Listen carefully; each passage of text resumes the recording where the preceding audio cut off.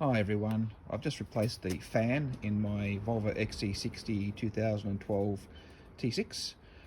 It was causing me some grief over the last few weeks where the fan would come on and stay on, particularly the air conditioning fan, not the main thermo fan but the aircon one, which is down over here. It would start running even when we came home and keep running to the point where it wasn't just the usual 6-minute cool down. It would just keep running, flatten the battery, so I'd have to disconnect it at the terminals to save the battery to be able to start the car the next day. It got to the stage where even the next day I'd hook it back up again and the fan would start. Even on a cold engine, the fan would keep going 24/7. So it was pretty awkward to deal with that. So what I did was I thought, well, maybe it's not the fan's working, maybe it was the controller unit, which is this guy down here. And Volvo don't sell them separately, but you can get them on eBay and Amazon. I did try one from eBay and it was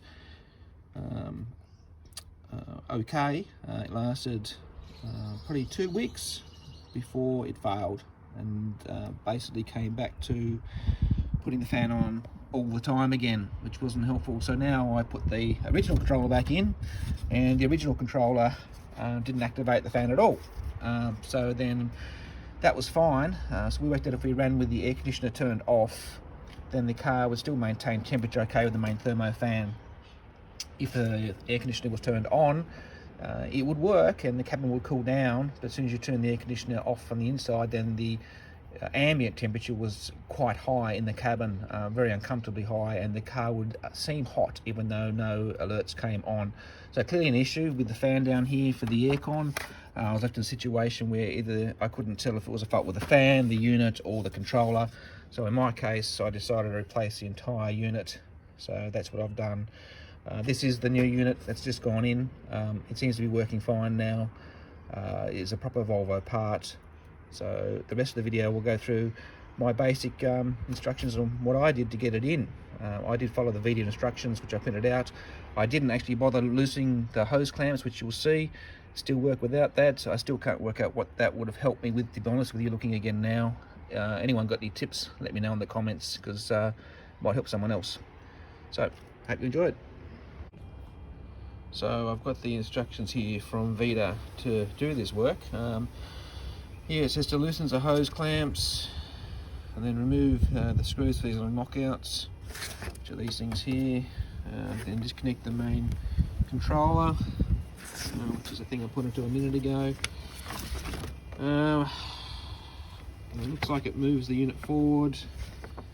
Then you can actually release it with the plastic clips, and out she comes. So those plastic clips are on the top of the radiator, which are here and here. Yeah, okay.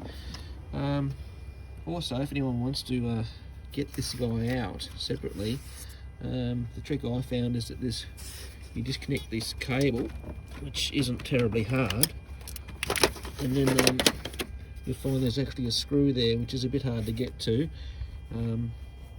So you actually ideally want something like that, so you can get a short throw on it, and away you go. Finding that, you'll probably find that most screwdriver kits come with a double-headed screwdriver fitting, something like that, which you can actually use in a pinch. That said, as I said, I've been really unsuccessful with getting that to work. I'm now in a situation where I have the old controller on, fan doesn't work, the new controller on, fan stays on. So only real thing I can do is replace the fan and the controller as an entire unit, and I've gone with the original assembly from Volvo for my car. So here we go, I'm going to try and fit it. So I'm moving this guy out of the way. This did have a plastic clip around it which needed to be cut off to begin with. So we'll put him somewhere safe. It's not going to be in the way of things. And now I'm going to look at this clip up in here. I reckon I'll spring that open with a wide blade screwdriver and do the same other side and try and see what happens.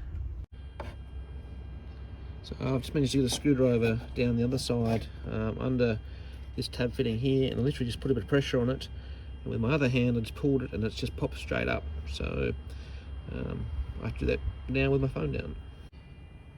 Okay, so that slid up beautifully just to there, but I can see now why the knockouts need to come out, these things here, because I suspect once I pull that out, they'll let me push the unit forward a bit and clear for the sake of probably 5mm. Look, I could probably force it, but I'm going to follow the instructions and see what happens. So you're looking for an M6 in here to undo these, and then they just pull out. Factory settings 10 Newton meters of torque if you're interested in knowing how tight they should be. So with the those things removed, it does seem to be giving me a little bit more give, so I should be able to get that out past there now and hopefully pop that up. See how we go.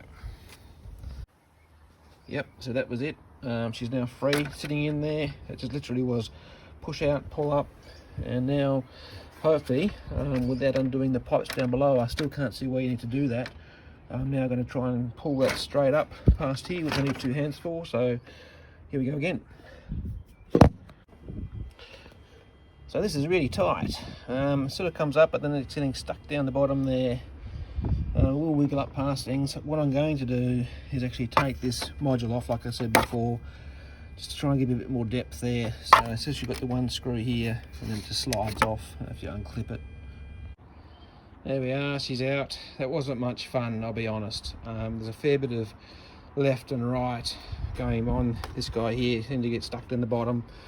But basically, yeah, it's just a wiggle fest on the way up and the way out. To get out, it will come out. You do need to move these guys back with your hands to give it some clearance. They do seem to get snagged, particularly on these veins. So it's out now, and now the fun begins to install this one. This is the part I got here. That's the actual part number, which is applicable to my car. There's been a few different variants of that come out from my original part number. I'm also led to believe that Volvo are now potentially making the fan and the module unit separate. So this is the module unit. As I said, I'm unclear now if I've got a faulty fan or a faulty module, so I'm doing both. You could just take your chances, I guess, and if I have troubles in the future, then perhaps I will look at spare parts after that.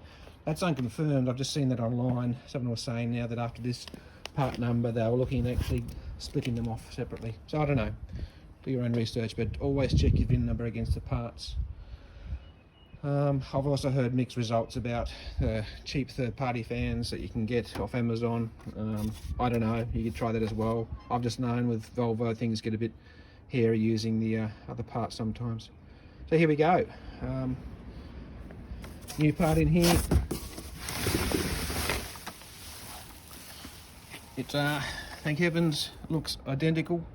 So yeah, see how we go. Okay, so I just thought I'd show the empty slots before we go in, so you can see with it out here now. As I said, those clips are at the top here. That's all that's holding it in, was that. And down the bottom, right down the bottom down there, is just like a drop-in point. It's not even a clip. They just drop in and there's clipped at the top here, and clearly, you know, these guys just slide into it. It slides in the bottom and the clips at the top. So yeah, here we go, I guess. Just noted that on my fan. I don't think that's supposed to be there. It's a little clip. Alright. Yep. So I just noticed that little clip on my fan. Thought before I play with that, just check the old fan, and yeah, lo and behold, it's on there. So yeah, it stays. Got that on both the fans. So obviously important. So I'm going to try and fit it now. First crack, it is harder than it looks, so I've actually just decided to take the module off again. It's once again just the one screw slides out to connect, so it just gives you a bit more room to do a bit more wiggling. I think I'm going to have a bit more success if I try the right hand first and then slide it in. See how we go.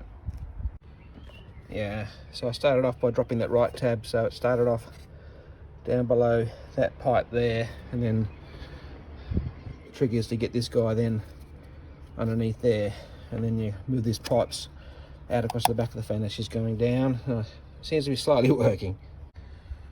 So we are temporarily in, making sure the bottom's tabs are in the bottom tabs.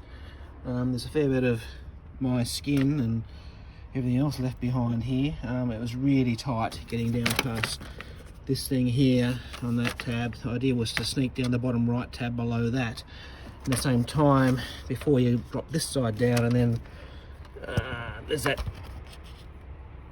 silver sphere thing down there, kept the other tab too. So just backwards and forwards jiggling is like a puzzle.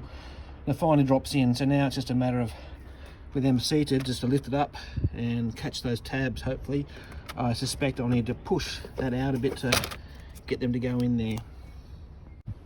And that's the ticket to get that to work again. So yes, down through that hole, just a screwdriver pops that forward, so you can then engage that clip.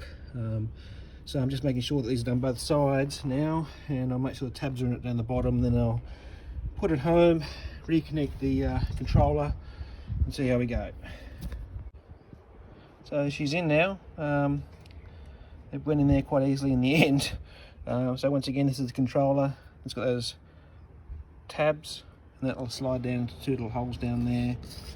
Slides that in there, and then, as I said, there's the one screw which will go into that bracket there. Hold it on where you need that 90-degree screwdriver. Connect everything up, see how we go. And don't forget these guys, they literally just pop back in. They're obviously used to position the radiator in the right spot. So as I said, it's 10 Newton meters if you are fussy about that. I think with these located, I don't think that's going to make a real difference. This one here too. Well, I'm now bleeding a bit anyway.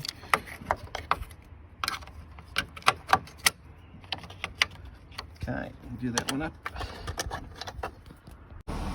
Okay, started her up.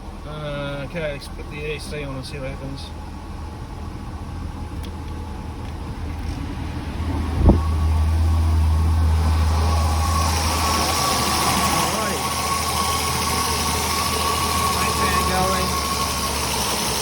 Second fan going, so that's new. Didn't have that before. So I was reading that if you set the AC, both fans would fire. And now I can see the main fan and AC fan. It's working, so that's promising. Let's see how that goes. So what I'm going to do now is wait for this to get up to temperature and make sure that the thermo fan cuts in and cuts out as it's supposed to. So I'll be back in a moment. Okay, giving a bit of a warm up. It's just 96 degrees, must be very close to ticking on 27. I've had to sit here and rev it for a bit to warm her up. 28, must be getting close.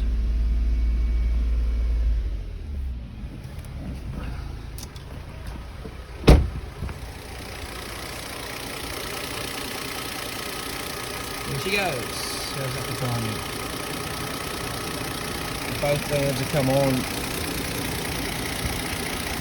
Fantastic.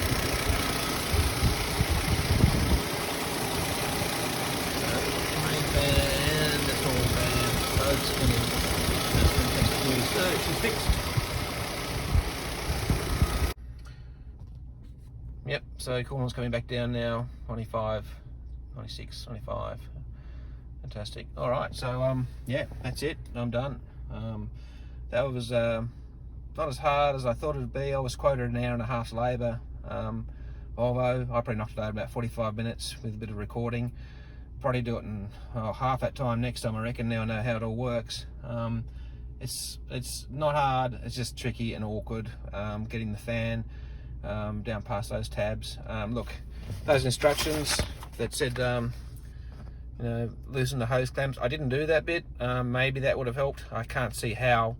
Certainly the rest of it was helpful, like knocking those little tabs to push the thing forward so I could get to the clips. Yeah, it came forward, and obviously connecting her up. Yep, not super hard. Suggest you do it yourself. As I said, the part for me was quoted at $1,500, which is pretty expensive. I managed to get it for $1,200 off eBay. Shipped to me, and fitted it myself. So yep, any questions let me know. As I said, this is a rough and ready video just for anyone who wants to tinker with their Volvo. I've done a lot of other things on this car as well. I've just found that it's much cheaper to do it yourself. So good luck to you.